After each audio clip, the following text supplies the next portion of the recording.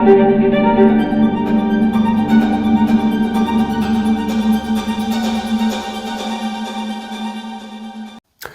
Think with Umar Javed میں خوش آمدید. ویلکم. آپ میں سے ایسے ویورز جنہوں نے ابھی تک rethink with Umar Javed subscribe نہیں کیا، ہماری ریکویسٹ ہے kindly rethink with Umar Javed subscribe کریں تاکہ ہم آپ کے سامنے فیکٹس، فگرز، ہسٹوریکل ایویڈنسز اور ڈیٹا پر مبنی وی لاگز پیش کرنے کا سلسلہ بہتر سے بہتر بنائی رکھیں.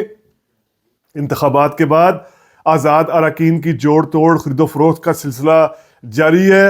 دوسری طرف کئی حلقوں میں، خاص طور پر جو راولپنڈی ڈویژن ہے، جو کراچی کے علاقے ہیں، ایسے حلقوں میں جو انتخابی نتائج ہیں ان کو رکوانے کے لیے رجوع کر لیا گیا ہے، اور اس حوالے سے جو عدالتیں ہیں، ٹریبونلز ہیں، وہ مختلف احکامات بھی جاری کر رہی ہیں.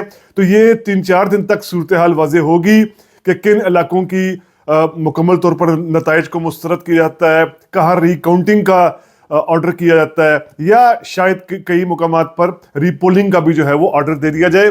آج ہم دیکھتے ہیں انتخابات کے بعد کی صورتحال میں جو پی ٹی آئی کے خلاف 10 کے لگ بھگ بڑے اپسیٹس ہوئے، یعنی ایسے بڑے لیڈرز جن کو سیاسی برج بھی کہا جاتا ہے، وہ ہارے، شکست انہوں نے کھائی پی ٹی آئی کے آزاد امیدواروں کے ہاتھوں. کون سے ایسے بڑے وہ حلقے ہیں، بڑے وہ امیدوار ہیں جو ہم کہہ سکتے ہیں کہ یہ اپسیٹس تھے، خاص طور پر کے پی کے اور پنجاب میں.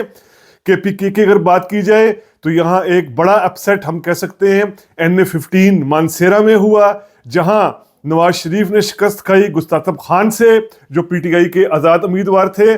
اب یہ وجہ جو اس شکست کی تھی، جو اکثر سرویز تھے وہ یہ کہہ رہے تھے کہ یہاں سے نواز شریف شاید اپنی سیٹ بچا لیں، لیکن کے پی کے میں جس طرح کی لہر تھی، اس لہر کے ہاتھوں نواز شریف کی یہ سیٹ بھی محفوظ نہ رہی. اور اس سے پہلے یہاں 2018 میں نواز شریف کے بھائی، نواز شریف کے داماد جو ہیں کیپٹن صفدر، ان کے بھائی ساجد، یہ اس حلقے سے کامیاب 2018 میں ہوئے تھے. تو ایک تو ان کی کارکردگی بھی، اور دوسرا چونکہ اس حلقے میں جو مقامی پن تھا گستاخ خان کا، اس نے بھی اہم کردار ادا کیا، اور پی ٹی آئی کی لہر تو پورے صوبے میں چل رہی تھی. اس کے بعد اسی صوبے میں کے پی کے میں NA-4 میں بھی ہم ایک بڑا اپسیٹ کہیں گے، جہاں کے پی کے سابق وزیر اعلیٰ محمود خان الیکشن ہارے. یہ بڑا اپسیٹ اس لیے ہے کہ جو پی ٹی آئی پارلیمنٹیرین بنی، اس کو اسٹیبلشمنٹ کی مکمل حمایت حاصل تھی، تائید حاصل تھی. کہا جا رہا تھا کہ کے پی کے میں اسٹیبلشمنٹ کی جو سب سے زیادہ تائید ہے، سب سے زیادہ سپورٹ ہے، وہ NA-4 یعنی پی ٹی آئی پارلیمنٹیرین کے لیے ہے، لیکن NA-4 پر محمود خان نے شکست کھائی. اس کے بعد کے پی کے میں ہم ایک اور اپسیٹ کہہ سکتے ہیں NA-24 میں. اس کو میں اپسیٹ اس لیے ہم کہہ سکتے ہیں کہ یہاں پر پی ٹی آئی جیتی، اس نے سیٹ نکالی. دوسرے نمبر پر جمیعت علماء اسلام آئی، تیسرے پر آفتاب احمد خان شیرپاؤ آئے. اب جو لوگ جانتے ہیں آفتاب شیرپاؤ کا بیک گراؤنڈ، آفتاب شیرپاؤ پیپلز پارٹی کے دوار میں چیف منسٹر بھی رہے ہیں، آفتاب شیرپاؤ مشرف دور میں بھی وزیر رہے ہیں.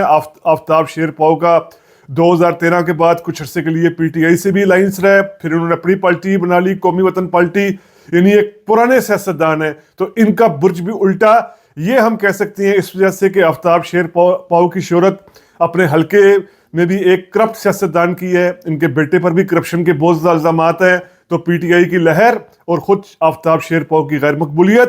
اس کے بعد NA-25 کو بھی اپسیٹ اس لیے کہا جا سکتا ہے، جہاں ایمل ولی خان ہارے ہیں، ولی خان کے بیٹے ولی خان کے پوتے اور اسفندیار ولی کے بیٹے. یہ اس لیے اسفندیار ولی کی سیٹ اپسیٹ ہے NA-25 پر.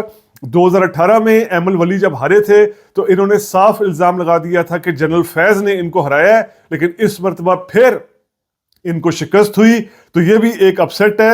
اسی طرح NA-32 میں غلام بلور کا ہارنا، یہ بھی ایک اپسیٹ اس لیے، جو لوگ غلام بلور کو جانتے ہیں ان کی ہسٹری وہ یہ کہ 1990 کے الیکشن میں غلام بلور نے پشاور کی سیٹ سے بے نظیر کو خود شکست دی تھی، اور غلام بلور ایسے لیڈر تھے جن کو خود عمران خان نے ہرایا تھا 2013 کے الیکشن میں. یعنی ایک برج، جو سیاسی برج ہوتا ہے وہ ہم کہہ سکتے ہیں، یہ بھی یہاں سے ہارے. غلام بلور کی شہرت بھی کوئی خاص طور پر جب پیپلز پارٹی کے دور میں ریلوے کے وزیر تھے تو کچھ اچھی نہیں تھی کرپشن کے معاملات وغیرہ کے حوالے سے.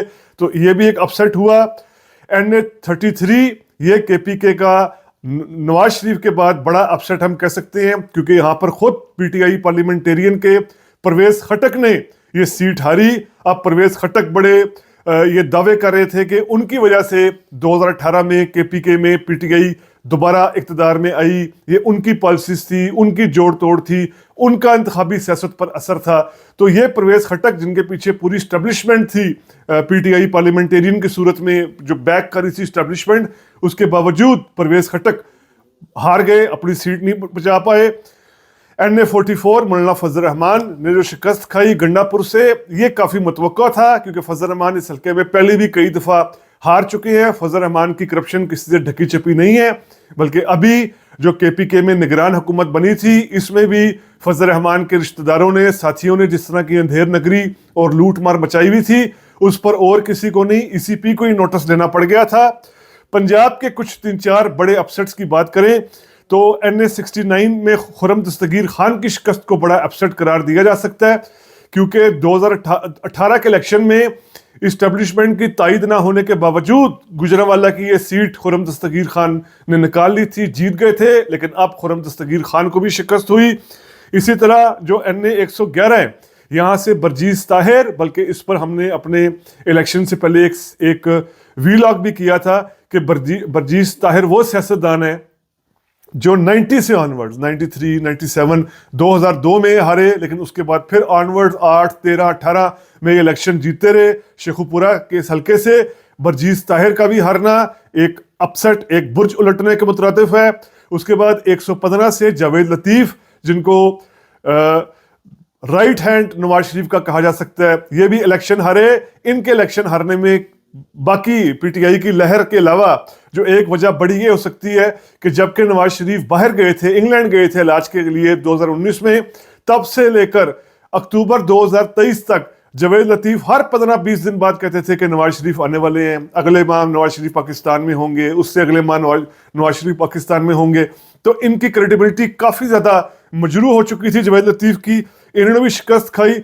लाहौर में अगर आप देखें तो मियां अजहर का जीतना इसलिए अपसेट नहीं है, वो पुराने चले सियासतदान है, या जो उसको शिकस्त दी रोहेल असगर को, वो हम अपसेट कह सकते हैं। लेकिन चूंकि उस सीट पर अब आज़ाद जो उम्मीदवार थे वसीम, वो चूंकि मुस्लिम लीग नून में चले गए हैं लोटाक्रेसी करते हुए, तो अपसेट हम कह सकते हैं ख्वाजा साद रफीक जिस तरह इलेक्शन हारे NA122 से, वो भी लतीफ खोसा के हाथ है।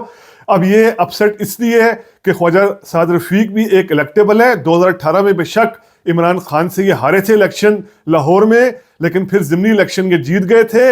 ये भी इलेक्शन अब हारे, और लतीफ खोसा जिनका इंतखाबी सियासत में उस तरह अमल दखल नहीं है, सियासत में तो है, सेनेटर वो रहे, गवर्नर रहे, पीयूष पार्टी के आला पोजीशंस पर रहे, अटॉर्नी जनरल रहे, लेकिन जो हल्के की सियासत होती है उससे लतीफ खोसा का इतना लेना देना नहीं था। उसके बावजूद इमरान वेव की खतर, इमरान वेव के बायस ये सीट भी लतीफ खोसा जीते और साद रफीक हारे। साद रफीक की एक्चुअली जो सीट्स जीते थे, पहले जीते रहते थे नशस्तें, इनकी मदद वो जो दही इलाके से इनको वोट मिलता था उसका काफ़ी अमल दखल होता था। अब इनका हल्का इस तरह था कि दही आबादी ज़्यादा नहीं थी, तो ये भी एक तो पीटीआई की लहर और दूसरा खुद ख्वाजा साद रफीक की गैर मकबूलियत। तो ये ऐसे चंद बड़े फैक्टर्स थे। इसमें NA100 भी हम कह सकते हैं, जहां राना सनाउल्लाह ने शिकस्त खाई डॉक्टर निसार जट के हाथों, वो भी एक अपसेट था, लेकिन डॉक्टर निसार जट खुद भी पुराने इलेक्टेबल है, खुद भी पुराने एक सियासतदान है। तो ये ऐसे KPK के और पंजाब के हम बड़े अपसेट्स कह सकते हैं, जहां बड़े सियासी बुर्ज गिरे, उन्होंने शिकस्त खाई। क्यों वो गिरे, हमने समझने की कोशिश की इस व्लॉग में। उम्मीद करता हूं आपको ये व्लॉग पसंद आया होगा। अगर पसंद आया है तो काइंडली सब्सक्राइब कीजिए। Rethink with Umar Javed. शुक्रिया।